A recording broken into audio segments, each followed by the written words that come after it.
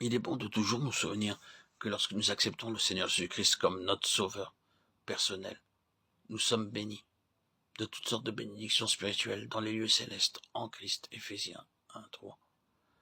Par manque de compréhension ou par négligence, nous ne jouissons pas de ces bénédictions. Cependant, Dieu nous a tout acquis en son Fils, afin que nous puissions hériter de toutes les bénédictions spirituelles dans les lieux célestes. Il y a quelques années, je voyageais. À la gare, des amis sont venus me voir. Ils avaient apporté un panier qui m'était destiné. Je le mis sous ma banquette sans me soucier de son contenu. Le moment de prendre le repas arriva aussi, je me procurai de la nourriture aux différentes stations. Alors que j'approchais de ma destination, je heurtai quelque chose sous mon siège avec mon pied. Je pris le panier et soulevai le couvercle. À ma grande surprise, j'y découvris la bonne nourriture que mes amis avaient aimablement préparée pour tout le voyage. Non seulement pour moi, mais aussi pour tous ceux qui m'accompagnaient. Si j'avais pris soin de regarder ce que contenait le panier lorsqu'il me l'avait donné, j'aurais joui de tout son contenu durant tout le voyage.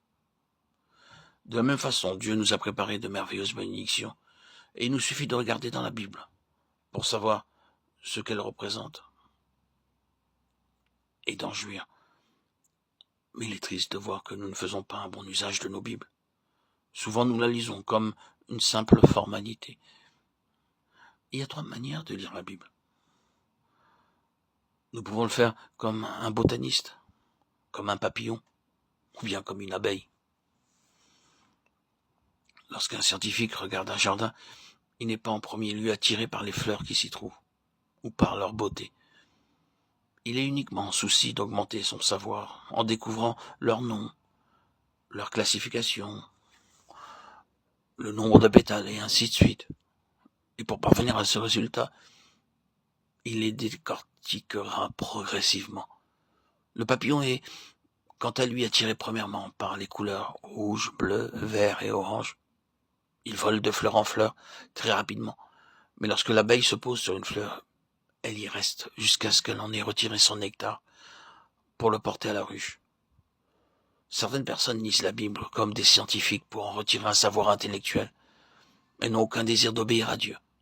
D'autres la lisent comme des papillons, elles vont de chapitre en chapitre, attirées par certains passages extérieurement attrayants. Un jour, elles liront le psaume 23, le jour suivant Matthieu 5, ou bien Ésaïe 53, ou 1 Corinthiens 13, et ainsi de suite.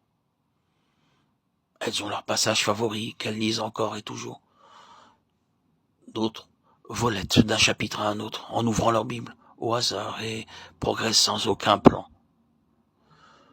Cependant, quelques-unes ressemblent aux abeilles. Elles lisent leur Bible paisiblement et avec soin. Elles méditent et prient en disant « Cher Seigneur, accorde-moi un message par ce chapitre ou par ce verset aujourd'hui. » Lorsque vous lisez la Bible, ne dépendez pas de quelque chose de tout préparé à l'avance. Certaines femmes modernes disent ne pas avoir le temps de cuisiner, alors elles utilisent de la nourriture mise en conserve. Nous avons besoin d'une nourriture fraîche pour notre croissance spirituelle. C'est pourquoi méditez la parole de Dieu, examinez l'Écriture chaque jour. Acte 17, 11. Comparez un verset avec d'autres versets de l'Écriture. De cette façon, beaucoup de mystères vous seront révélés.